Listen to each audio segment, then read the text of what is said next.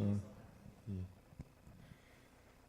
저희 집안은 종교가 불교였습니다. 할머니가 불교 신자라 당연한 듯이 절에 다녔습니다. 교회에 가봤던 건 딱 한 번이었는데 초등학교 때인가 그 전인가 우리 동네 교회에서 행사가 있어서 아이들을 전부 불러서 과자 주었던 적이 있는데 그때 가봤습니다. 중학교 때는 친구 한 명이 교회당이라고 너는 교회 가야 된다고 하는 친구가 있었습니다. 그때마다 나는 절당이요 하고 말했던 것 같습니다. 또 초등학교 때인가 중학교 때인가 진화론을 배웠습니다. 저는 진화론이 과학적이고 뭔가 믿음이 갔습니다. 그래서인지 교회에 대해서 불연적인 생각이 들었습니다. 그렇게 시간이 흘러서 고등학교 때는 교회 다니라는 말을 못 들었고 대학교 가서 초등학교 동창 여자애를 만났는데 교회에 대해서 얘기하면서 교회는 다 좋은데 기도할 때 사람들이 운다고 얘기를 했습니다. 저는 그게 무슨 신내림 받는 것 같은 이상한 행동하고 그런 생각이 들어 부정적으로 생각하게 되었습니다. 대학교 들어가서는 동아리에 들었습니다. 풍물패에 들었는데 선배들이 참 잘해주더라고요. 선배들을 믿고 따르게 되었습니다. 근데 시간이 지나고 저도 2학년이 되고 후배들이 들어왔습니다. 좀 더 시간이 지나니 선배들이 군대 가고 졸업을 하게 되었습니다. 저는 동기 한 명이랑 후배들만 남게 되었습니다. 저는 후배들하고 서먹서먹했습니다. 제가 말빨이 좋은 것도 아니고 지식이 있는 것도 아니고 악기를 잘 치는 것도 아니고 성격까지 내성적이어서 그랬던 것 같습니다. 저는 공지에 몰리게 되었습니다. 후배들은 하나둘 그만둔다는 얘기를 하고 선배들을 봐서라도 후배는 남겨야 되는데 하는 생각이 들었습니다. 그때부터 저는 존경했던 선배들을 따라하기 시작했습니다. 열심히 했습니다. 술 먹고도 새벽 1~2시까지 책 읽고 자고 아침에 일어나 동아리 방에 출근해 악기 연습을 했습니다.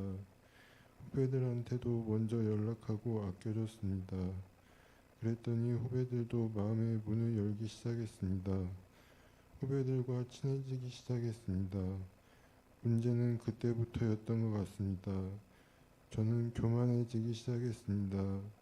시간이 지나서 군대에 갔다 오고 졸업을 하고 대학교에 다니던 대전에서 직장 생활을 하게 되었습니다. 잘 안 돼서 그만두게 되었습니다. 대학 선배가 하던 공장에도 들어갔었지만 그만두게 되었고 저는 당진에 와서 공장에 들어갔지만 거기도 그만두게 되었고 다른 일도 해봤지만 그만두게 되어 집에서 벗어나 홍성으로 갔습니다. 그때 서울 예원교회에 다니던 내종사촌 동생이 홍성에 찾아왔습니다.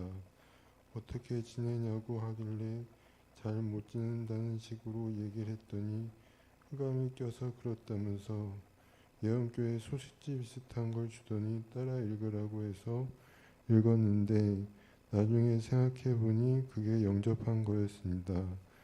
그렇게 홍성에서도 자리를 못 잡고 당진으로 와서 얼마 있다가 정신과에 가게 되었습니다. 그렇게 또 지내다가 이번엔 홍성에서 영접했던 내종사촌 동생의 형이 연락이 와서 당진에 있는 목사님 소개해 줄 테니 만나보라고 해서 만난 게 김동우 목사님입니다.